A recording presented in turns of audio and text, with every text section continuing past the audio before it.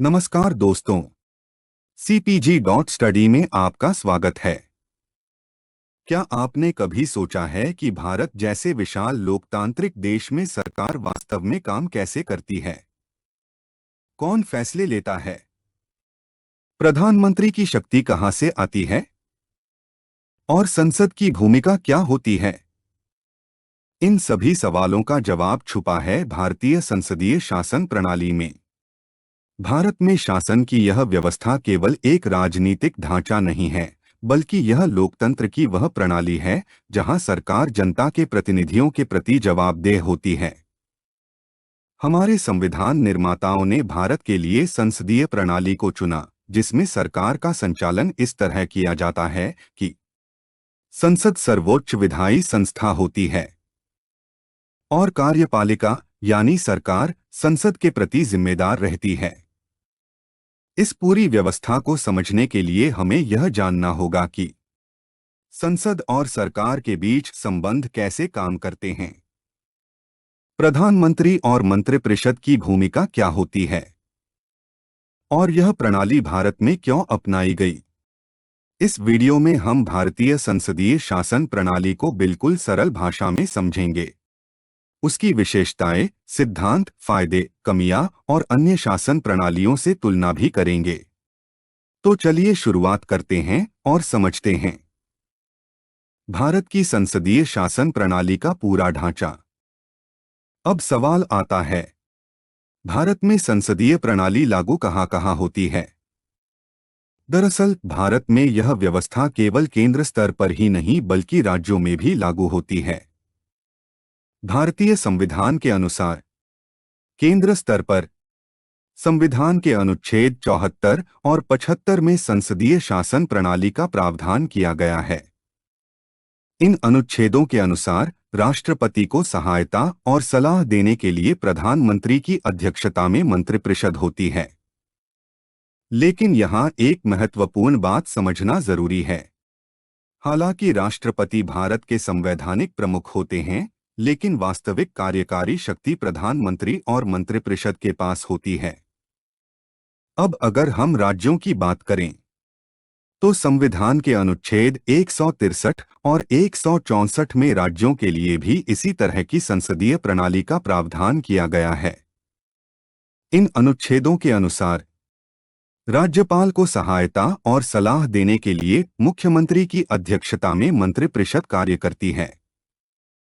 इसका मतलब यह हुआ कि भारत में शासन की पूरी व्यवस्था, चाहे वह केंद्र हो या राज्य, दोनों ही जगह संसदीय प्रणाली के सिद्धांतों पर आधारित है। सरल शब्दों में समझें तो संसदीय व्यवस्था वह प्रणाली है जिसमें कार्यपालिका अपने सभी निर्णयों और नीतियों के लिए विधायिका के प्रति जवाबदेह होती है। यानी सरकार को हमेशा संसद या विधानसभा का विश्वास बनाए रखना पड़ता है, और अगर वह विश्वास खो देती है तो सरकार गिर भी सकती है। इसी कारण संसदीय प्रणाली को अक्सर उत्तरदायी सरकार, रिस्पॉन्सिबल गवर्नमेंट भी कहा जाता है। अब एक रोचक बात समझते हैं। जिस प्रणाली को हम संसदीय शासन प्रणाली कहते हैं, उसे अलग अलग संदर्भों में कई अन्य नामों से भी जाना जाता है। सबसे पहला नाम है वेस्टमिंस्टर मॉडल। वेस्टमिंस्टर मॉडल, इसे यह नाम इसलिए मिला क्योंकि यह प्रणाली मूल रूप से ब्रिटेन की संसद से प्रेरित है, जिसका मुख्य भवन लंदन के वेस्टमिंस्टर क्षेत्र में स्थित है। भारत सहित कई देशों ने इसी मॉडल को अपनाया है। दूसरा नाम है कैबिनेट सरकार, कैबिनेट गवर्नमेंट। राजनीतिक विचारक आइवर जेनिंग्स के अनुसार संसदीय प्रणाली में वास्तविक शक्ति का केंद्र कैबिनेट होती है, यानी प्रधानमंत्री और मंत्रिपरिषद ही सरकार के प्रमुख निर्णय लेते हैं। इसी कारण इस प्रणाली को कैबिनेट सरकार भी कहा जाता है। तीसरा महत्वपूर्ण नाम है उत्तरदायी सरकार, रिस्पॉन्सिबल गवर्नमेंट। इसका मतलब है कि सरकार, विशेष रूप से मंत्रिपरिषद, संसद के प्रति जवाबदेह होती है। अगर संसद सरकार से संतुष्ट नहीं है तो वह अविश्वास प्रस्ताव, नो कॉन्फिडेंस मोशन के माध्यम से सरकार को हटा भी सकती है। इस प्रकार देखा जाए तो वेस्टमिंस्टर मॉडल इसकी उत्पत्ति को दर्शाता है। कैबिनेट गवर्नमेंट इसकी शक्ति के केंद्र को बताता है और रिस्पॉन्सिबल गवर्नमेंट इसकी जवाबदेही को स्पष्ट करता है। यही तीनों विशेषताएं मिलकर संसदीय शासन प्रणाली की असली पहचान बनाती हैं। अब हम संसदीय प्रणाली के एक बहुत महत्वपूर्ण विकास को समझते हैं। शुरुआत में संसदीय प्रणाली में प्रधानमंत्री को कहा जाता था प्राइमस इंटर पेयर्स, जिसका अर्थ है समान लोगों में प्रथम। इसका मतलब यह था कि प्रधानमंत्री मंत्रिपरिषद के अन्य मंत्रियों के समान ही होते थे, बस उनकी भूमिका थोड़ी नेतृत्व वाली होती थी। यानी उस समय निर्णय पूरी मंत्रिपरिषद मिलकर लेती थी और प्रधानमंत्री केवल उस टीम के नेता के रूप में कार्य करते थे। लेकिन समय के साथ यह स्थिति धीरे धीरे बदलने लगी। राजनीतिक विद्वानों जैसे क्रॉसमैन और मैकिंटोश के अनुसार आधुनिक समय में प्रधानमंत्री की शक्ति और प्रभाव इतना बढ़ गया है कि संसदीय प्रणाली कई जगह प्राइम मिनिस्टेरियल गवर्नमेंट में बदलती हुई दिखाई देती है। इसका मतलब यह है कि आज सरकार की नीतियों, निर्णयों और प्रशासनिक दिशा में प्रधानमंत्री की भूमिका सबसे अधिक प्रभावशाली हो गई है। यानी आज की राजनीति में प्रधानमंत्री केवल समान लोगों में प्रथम नहीं रह गए हैं, बल्कि कई मामलों में वे सरकार के सबसे शक्तिशाली केंद्र बन चुके हैं। भारत के संदर्भ में भी हम यह देख सकते हैं कि प्रधानमंत्री की भूमिका सरकार के संचालन में केंद्रीय और निर्णायक होती है। इसलिए आधुनिक संसदीय व्यवस्था को समझने के लिए प्रधानमंत्री की इस बढ़ती हुई भूमिका को समझना बहुत जरूरी है। अब हम संसदीय शासन प्रणाली की दो बहुत महत्वपूर्ण विशेषताओं को समझते हैं। पहली विशेषता है नाम मात्र और वास्तविक कार्यपालिका। संसदीय प्रणाली में कार्यपालिका दो भागों में विभाजित होती है। पहला होता है नाम मात्र कार्यपालिका, नॉमिनल एग्जीक्यूटिव, और दूसरा होता है वास्तविक कार्यपालिका, रियल एग्जीक्यूटिव। भारत में राष्ट्रपति को नाम मात्र कार्यपालिका कहा जाता है, यानी वे देश के संवैधानिक प्रमुख होते हैं और सभी कार्य उनके नाम पर किए जाते हैं। लेकिन वास्तविक निर्णय लेने की शक्ति प्रधानमंत्री और मंत्रिपरिषद के पास होती है, इसलिए उन्हें वास्तविक कार्यपालिका कहा जाता है। भारतीय संविधान के अनुच्छेद 74 के अनुसार राष्ट्रपति को अपने कार्यों में सहायता और सलाह देने के लिए प्रधानमंत्री की अध्यक्षता में मंत्रिपरिषद होती है और सामान्यतः राष्ट्रपति उसी सलाह के अनुसार कार्य करते हैं। इसका मतलब यह हुआ कि राष्ट्रपति औपचारिक प्रमुख होते हैं, जबकि प्रधानमंत्री सरकार के वास्तविक प्रमुख होते हैं। दूसरी विशेषता है बहुमत प्राप्त दल का शासन। संसदीय प्रणाली में सरकार वही राजनीतिक दल बनाता है जिसे लोकसभा में बहुमत प्राप्त होता है। उस दल के नेता को ही प्रधानमंत्री नियुक्त किया जाता है। लेकिन अगर किसी एक दल को स्पष्ट बहुमत नहीं मिलता, तो कई दल मिलकर गठबंधन सरकार, कोअलिशन गवर्नमेंट बना सकते हैं।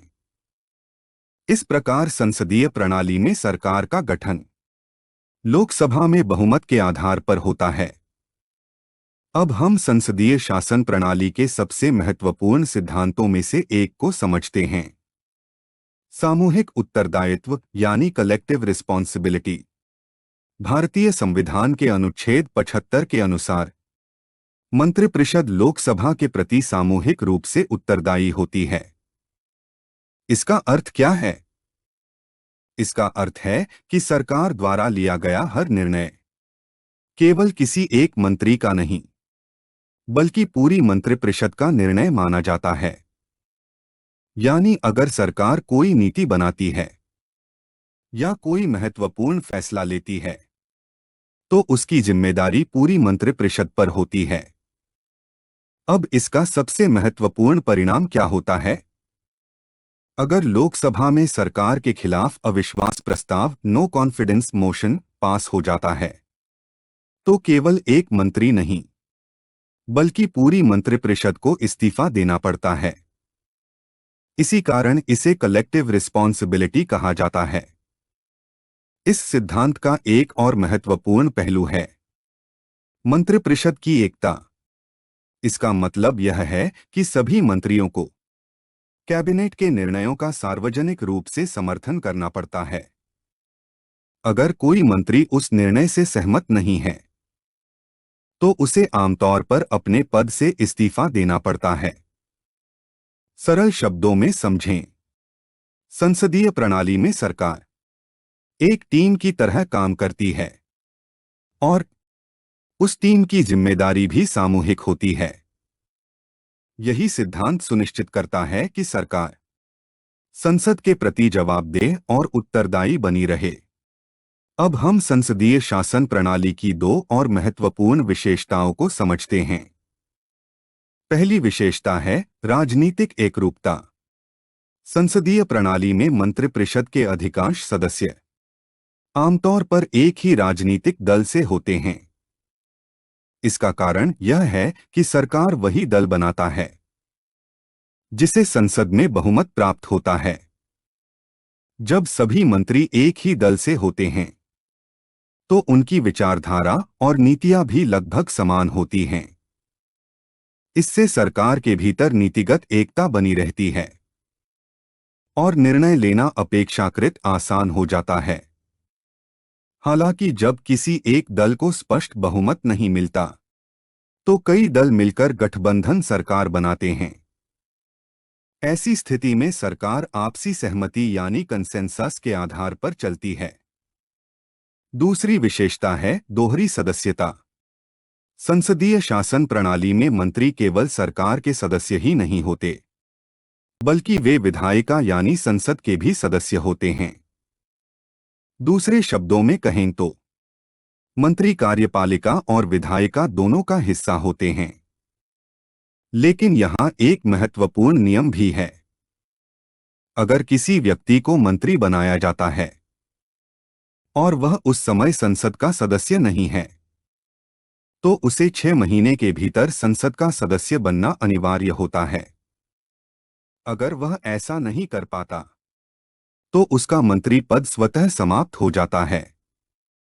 सरल निष्कर्ष, इस प्रकार संसदीय शासन प्रणाली में सरकार के भीतर राजनीतिक एकता होती है और मंत्री विधायिका और कार्यपालिका दोनों से जुड़े होते हैं। इसी कारण यह प्रणाली जवाबदेही और समन्वय दोनों को मजबूत बनाती है। अब हम संसदीय शासन प्रणाली की 3 और महत्वपूर्ण विशेषताओं को समझते हैं। पहली विशेषता है प्रधानमंत्री का नेतृत्व। संसदीय प्रणाली में प्रधानमंत्री सरकार के सबसे प्रमुख और प्रभावशाली नेता होते हैं। वे केवल मंत्रिपरिषद के ही नेता नहीं होते बल्कि वे संसद और सत्तारूढ़ दल के भी प्रमुख होते हैं। प्रधानमंत्री ही मंत्रियों की नियुक्ति में महत्वपूर्ण भूमिका निभाते हैं, उनके विभाग निर्धारित करते हैं और सरकार की नीतियों तथा कार्यक्रमों की दिशा तय करते हैं। इस प्रकार कहा जा सकता है कि पूरी सरकार प्रधानमंत्री के नेतृत्व में कार्य करती है। दूसरी विशेषता है निचले सदन का विघटन। संसदीय शासन प्रणाली में कार्यपालिका के पास निचले सदन को भंग करने की शक्ति होती है। भारत में इसका अर्थ है कि प्रधानमंत्री की सलाह पर राष्ट्रपति लोकसभा को उसके कार्यकाल से पहले भी भंग कर सकते हैं। लोकसभा के भंग होने के बाद देश में नए आम चुनाव कराए जाते हैं ताकि जनता फिर से अपने प्रतिनिधियों का चुनाव कर सके। तीसरी विशेषता है गोपनीयता का सिद्धांत। संसदीय प्रणाली में मंत्रिपरिषद के सदस्य गोपनीयता के सिद्धांत के अनुसार कार्य करते हैं। मंत्रिपरिषद की बैठकों में जो भी चर्चा और निर्णय होते हैं उन्हें सार्वजनिक नहीं किया जाता। इसी कारण जब कोई मंत्री पद ग्रहण करता है तो राष्ट्रपति उसे गोपनीयता की शपथ दिलाते हैं।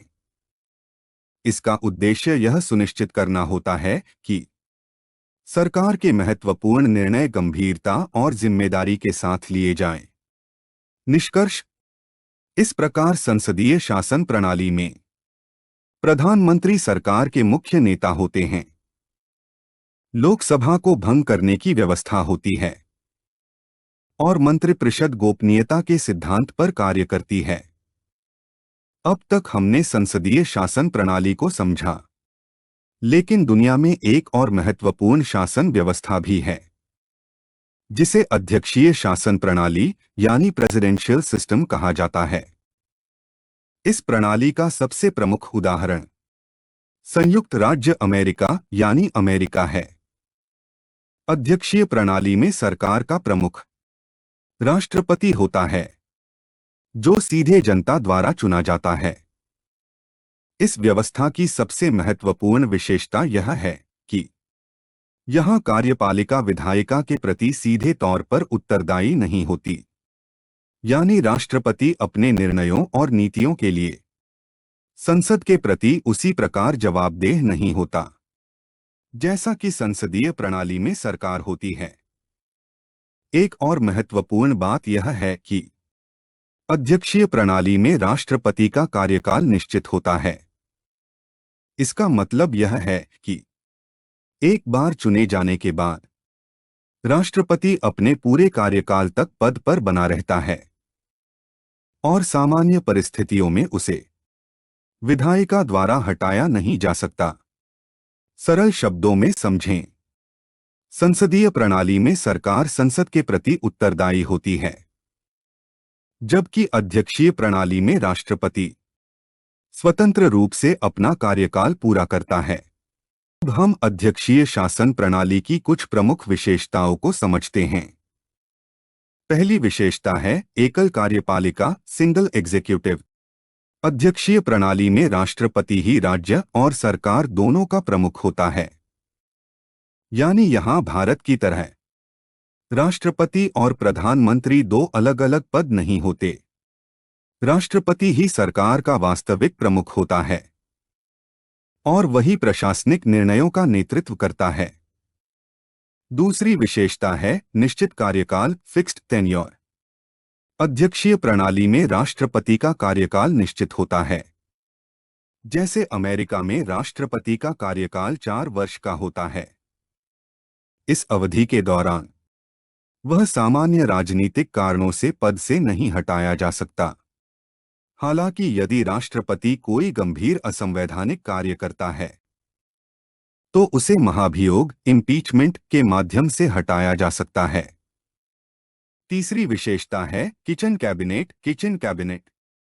अध्यक्षीय प्रणाली में राष्ट्रपति के पास कुछ विशेष सलाहकारों का एक समूह होता है, जिसे किचन कैबिनेट कहा जाता है।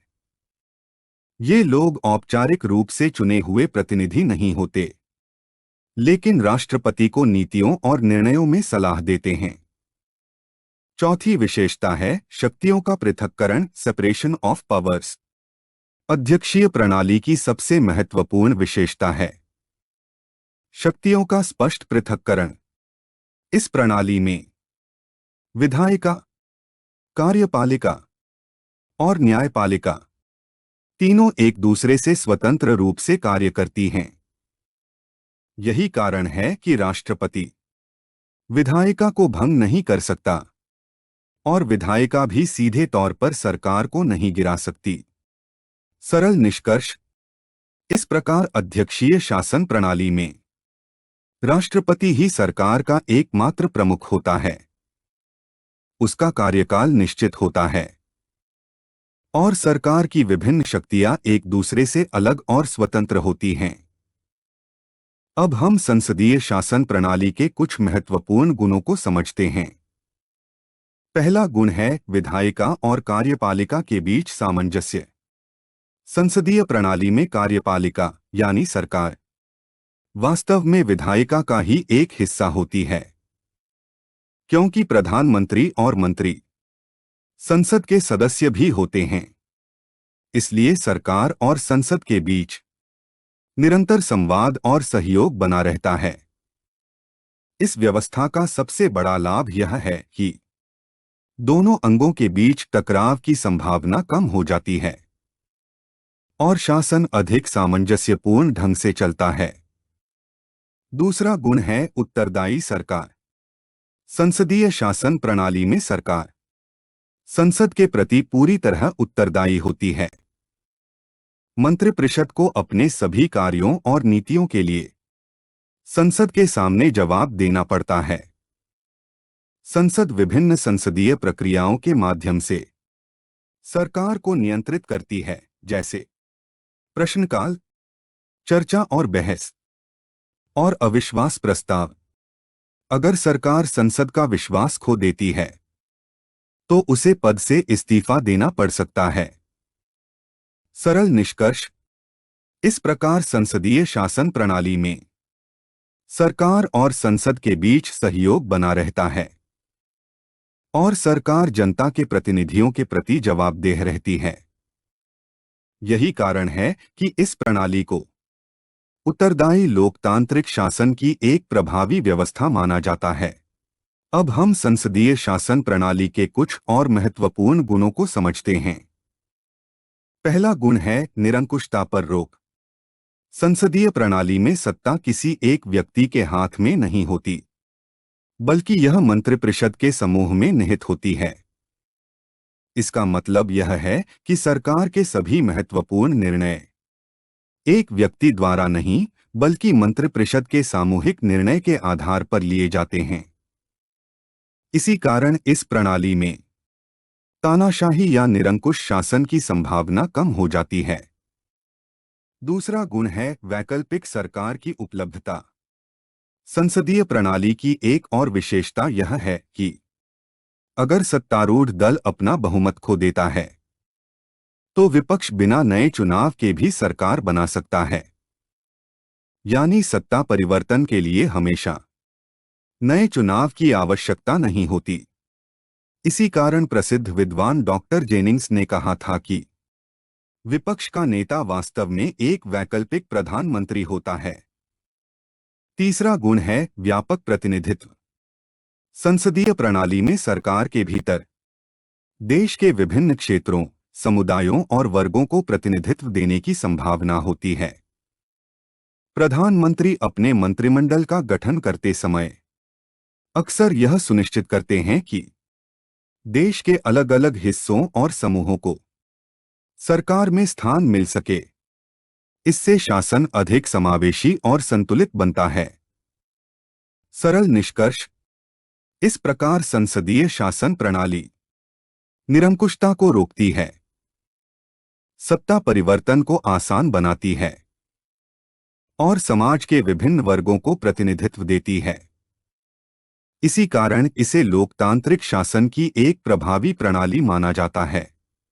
अब तक हमने संसदीय शासन प्रणाली के गुणों को समझा, लेकिन हर शासन प्रणाली की तरह इसके भी कुछ दोष होते हैं। पहला दोष है अस्थिर सरकार।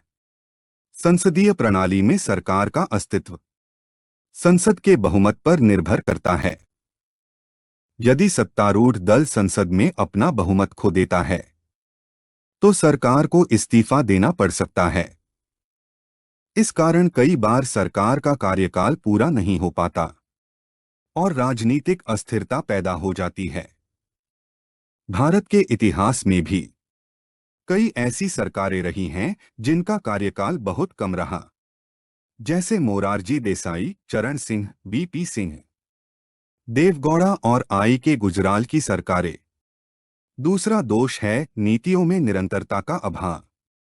संसदीय प्रणाली में जब सरकार बदलती है तो अक्सर सरकार की नीतियां भी बदल जाती हैं, क्योंकि हर राजनीतिक दल अपनी अलग अलग नीतियों और विचारधाराओं के अनुसार शासन करना चाहता है।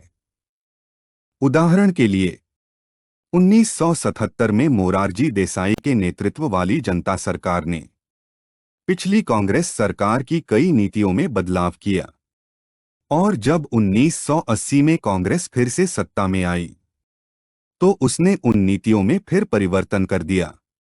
सरल निष्कर्ष, इस प्रकार संसदीय शासन प्रणाली में सरकार कभी कभी अस्थिर हो सकती है और नीतियों में लगातार परिवर्तन देखने को मिल सकता है। अब हम संसदीय शासन प्रणाली के कुछ और दोषों को समझते हैं। पहला दोष है कैबिनेट की तानाशाही। संसदीय प्रणाली में यदि किसी दल को संसद में पूर्ण बहुमत मिल जाता है तो कैबिनेट बहुत अधिक शक्तिशाली हो सकती है। ऐसी स्थिति में सरकार संसद पर हावी हो जाती है और अपने निर्णयों को आसानी से लागू कर सकती है। कुछ राजनीतिक विद्वानों जैसे रामसे म्योर और H.J. लास्की ने इसी स्थिति को कैबिनेट की तानाशाही कहा है। भारत के इतिहास में भी इंदिरा गांधी और राजीव गांधी के समय इस प्रवृत्ति की चर्चा की जाती रही है। दूसरा दोष है शक्तियों के पृथक्करण के विरुद्ध। संसदीय प्रणाली में कार्यपालिका और विधायिका के बीच शक्तियों का पृथक्करण स्पष्ट नहीं होता, बल्कि यहां दोनों के बीच शक्तियों का मिश्रण फ्यूजन ऑफ पावर्स होता है। प्रसिद्ध राजनीतिक विचारक बेजहॉट ने कहा था कि कैबिनेट एक हाइफन की तरह है जो कार्यपालिका और विधायिका को आपस में जोड़ता है। तीसरा दोष है नौसिखियों द्वारा सरकार। संसदीय प्रणाली में मंत्री बनने के लिए किसी विशेष प्रशासनिक या तकनीकी विशेषज्ञता की आवश्यकता नहीं होती। अक्सर मंत्री केवल राजनीतिक अनुभव के आधार पर चुने जाते हैं, भले ही वे उस क्षेत्र के विशेषज्ञ न हों। इसी कारण कई बार यह कहा जाता है कि इस प्रणाली में शासन गवर्नमेंट बाय एमेट्योर्स यानी नौसिखियों द्वारा सरकार बन जाता है। सरल निष्कर्ष, इस प्रकार संसदीय शासन प्रणाली में कैबिनेट बहुत शक्तिशाली हो सकती है, शक्तियों का स्पष्ट पृथक्करण नहीं होता और कभी-कभी विशेषज्ञता के अभाव में शासन प्रभावित हो सकता है। अब हम संसदीय प्रणाली और अध्यक्षीय प्रणाली के बीच मुख्य अंतर को संक्षेप में समझते हैं। पहला अंतर है कार्यपालिका की संरचना। संसदीय प्रणाली में दोहरी कार्यपालिका होती है। यहां राष्ट्रपति संवैधानिक प्रमुख होते हैं और प्रधानमंत्री वास्तविक प्रमुख होते हैं, जबकि अध्यक्षीय प्रणाली में एकल कार्यपालिका होती है जहां राष्ट्रपति ही राज्य और सरकार दोनों का प्रमुख होता है। दूसरा अंतर है जवाबदेही। संसदीय प्रणाली में मंत्रिपरिषद संसद के प्रति सामूहिक रूप से उत्तरदायी होती है। अगर सरकार संसद का विश्वास खो देती है तो उसे पद से इस्तीफा देना पड़ता है। इसके विपरीत अध्यक्षीय प्रणाली में राष्ट्रपति विधायिका के प्रति सीधे तौर पर उत्तरदायी नहीं होता। तीसरा अंतर है शक्तियों का संबंध। संसदीय प्रणाली में कार्यपालिका और विधायिका के बीच शक्तियों का संलयन फ्यूजन ऑफ पावर्स होता है, जबकि अध्यक्षीय प्रणाली में शक्तियों का स्पष्ट पृथक्करण सेपरेशन ऑफ पावर्स होता है। चौथा अंतर है निचले सदन का विघटन। संसदीय प्रणाली में निचले सदन को भंग किया जा सकता है, जैसे भारत में लोकसभा, लेकिन अध्यक्षीय प्रणाली में राष्ट्रपति विधायिका को भंग नहीं कर सकता। अंतिम अंतर है स्थिरता और जवाबदेही। संसदीय प्रणाली में सरकार कभी-कभी अस्थिर हो सकती है, लेकिन वह संसद के प्रति उत्तरदायी रहती है, जबकि अध्यक्षीय प्रणाली में सरकार स्थिर तो होती है, लेकिन वह सीधे तौर पर संसद के प्रति उत्तरदायी नहीं होती। सरल निष्कर्ष, इस प्रकार संसदीय प्रणाली उत्तरदायित्व पर आधारित होती है, जबकि अध्यक्षीय प्रणाली स्थिरता पर आधारित मानी जाती है। अब एक महत्वपूर्ण प्रश्न उठता है, जब दुनिया में कई प्रकार की शासन प्रणालियां मौजूद थीं, तो भारत ने संसदीय प्रणाली को ही क्यों चुना? इसका पहला कारण था इस प्रणाली से परिचित होना, जिसे अंग्रेजी में फैमिलियरिटी कहा जाता है। ब्रिटिश शासन के दौरान भारत में लगभग 30 से 40 वर्षों तक इसी प्रकार की उत्तरदायी सरकार का अनुभव हो चुका था। इसी संदर्भ में प्रसिद्ध संविधान विशेषज्ञ के एम मुंशी ने कहा था कि जब देश पहले से ही इस प्रकार की शासन व्यवस्था से परिचित है, तो हमें कोई नया और अनिश्चित प्रयोग करने की आवश्यकता नहीं है। लेकिन केवल यही कारण नहीं था। भारत के संविधान निर्माताओं के सामने एक और महत्वपूर्ण प्रश्न था। स्थिरता और उत्तरदायित्व के बीच संतुलन कैसे बनाया जाए। इस विषय पर डॉक्टर भीमराव अंबेडकर ने स्पष्ट रूप से कहा था कि किसी भी लोकतांत्रिक कार्यपालिका को दो शर्तें पूरी करनी चाहिए: स्थिरता स्टेबिलिटी और उत्तरदायित्व रिस्पॉन्सिबिलिटी। लेकिन यदि इन दोनों में से किसी एक को प्राथमिकता देनी पड़े, तो भारतीय संविधान निर्माताओं ने स्थिरता से अधिक उत्तरदायित्व को महत्व दिया। इसी कारण भारत ने संसदीय शासन प्रणाली को अपनाया, जिसमें सरकार हमेशा संसद और जनता के प्रति जवाबदेह रहती है।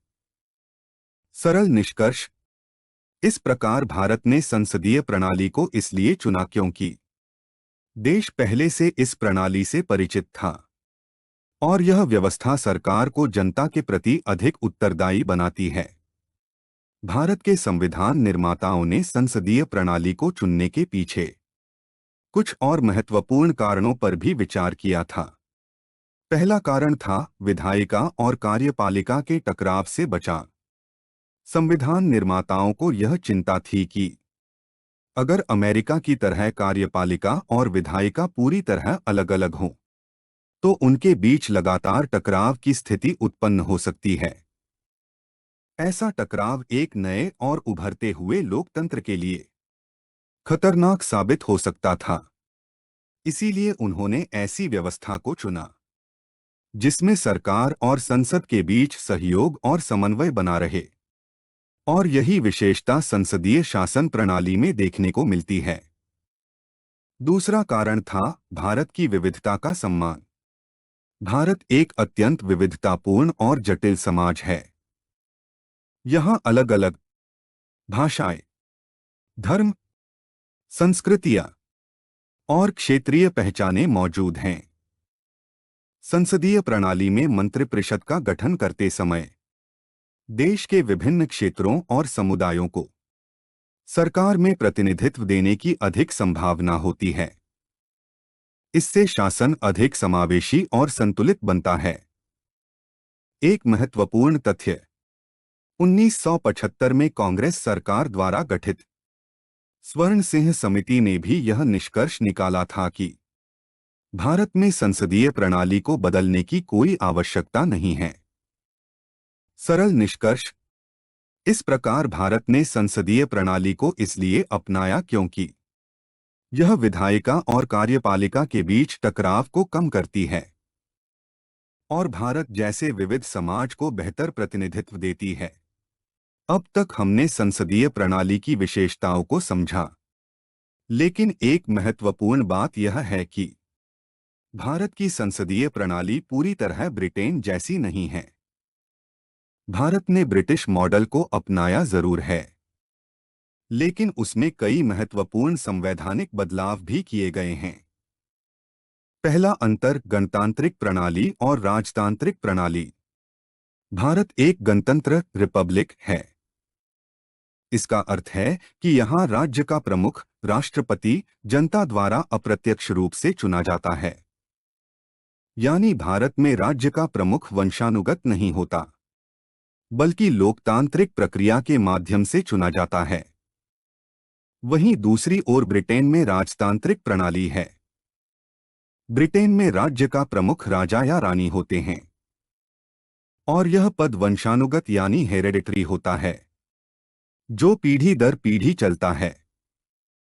दूसरा अंतर संवैधानिक सर्वोच्चता और संसदीय सर्वोच्चता। भारत में संविधान सर्वोच्च है। भारत का संविधान लिखित है। देश में संघीय प्रणाली है और साथ ही न्यायिक समीक्षा जुडिशियल रिव्यू की व्यवस्था भी है। इन सभी कारणों से भारत की संसद की शक्तियां सीमित होती हैं और वह संविधान के दायरे में रहकर ही कार्य करती है। इसके विपरीत ब्रिटेन में संसद सर्वोच्च मानी जाती है। इसे पार्लियामेंट्री सॉवरेनिटी कहा जाता है, जिसका अर्थ है कि ब्रिटेन की संसद के पास कानून बनाने की लगभग असीमित शक्ति होती है। सरल निष्कर्ष, इस प्रकार भारत ने ब्रिटिश संसदीय मॉडल को अपनाया जरूर है, लेकिन उसे अपने संविधान और लोकतांत्रिक मूल्यों के अनुसार संशोधित और अनुकूलित भी किया है। अब हम भारतीय और ब्रिटिश संसदीय प्रणाली के बीच कुछ और महत्वपूर्ण अंतर समझते हैं। पहला अंतर, प्रधानमंत्री का सदन। भारत में प्रधानमंत्री संसद के किसी भी सदन का सदस्य हो सकता है, यानी प्रधानमंत्री लोकसभा या राज्यसभा दोनों में से किसी भी सदन से हो सकता है। उदाहरण के लिए, इंदिरा गांधी और डॉक्टर मनमोहन सिंह जैसे प्रधानमंत्री राज्यसभा से भी रहे हैं। लेकिन ब्रिटेन में ऐसा नहीं होता। ब्रिटेन में प्रधानमंत्री को केवल निचले सदन हाउस ऑफ कॉमन्स का सदस्य होना अनिवार्य होता है। दूसरा अंतर, मंत्रियों की नियुक्ति और जिम्मेदारी। भारत में यदि कोई व्यक्ति संसद का सदस्य नहीं है, तो भी उसे अधिकतम 6 महीने तक मंत्री बनाया जा सकता है, लेकिन इस अवधि के भीतर उसे संसद का सदस्य बनना अनिवार्य होता है। इसके विपरीत ब्रिटेन में केवल संसद के सदस्य ही मंत्री बन सकते हैं और वहां मंत्रियों की कानूनी जिम्मेदारी भी निर्धारित होती है। तीसरा अंतर, शैडो कैबिनेट। भारत में शैडो कैबिनेट जैसी कोई औपचारिक व्यवस्था नहीं होती, लेकिन ब्रिटेन में विपक्षी दल सरकार को संतुलित रखने के लिए एक समानांतर व्यवस्था बनाता है, जिसे शैडो कैबिनेट कहा जाता है। इसमें विपक्ष के नेता और अन्य सदस्य सरकार के मंत्रियों के काम पर लगातार नजर रखते हैं और उनकी आलोचना करते हैं।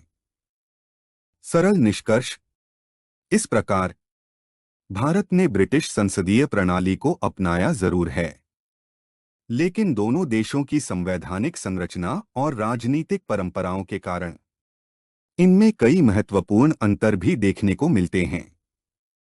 अब इस पूरे विषय का संक्षिप्त निष्कर्ष समझते हैं। भारत की संसदीय प्रणाली ब्रिटेन के वेस्टमिंस्टर मॉडल की केवल अंधी नकल नहीं है, बल्कि यह एक संतुलित और भारत की परिस्थितियों के अनुसार अनुकूलित व्यवस्था है। संविधान निर्माताओं ने भारत के इतिहास, सामाजिक संरचना, राजनीतिक अनुभव और देश की अत्यधिक सांस्कृतिक तथा क्षेत्रीय विविधता को ध्यान में रखते हुए इस प्रणाली को अपनाया। इस व्यवस्था में विधायिका और कार्यपालिका के बीच समन्वय बनाया गया है, ताकि शासन प्रणाली अधिक प्रभावी और उत्तरदायी बन सके। सबसे महत्वपूर्ण बात यह है कि संविधान निर्माताओं ने जानबूझकर पूर्ण स्थिरता के बजाय उत्तरदायित्व को प्राथमिकता दी। इसका अर्थ है कि सरकार हमेशा संसद और अंततः जनता के प्रति जवाबदेह बनी रहती है, और यही विशेषता भारतीय लोकतंत्र को मजबूत और जीवंत बनाती है। अगर वीडियो पसंद आया हो तो लाइक करें, शेयर करें और ऐसे ही यूपीएससी की गहराई से तैयारी के लिए cpg.study को सब्सक्राइब करें। मिलते हैं अगले वीडियो में। जय हिंद।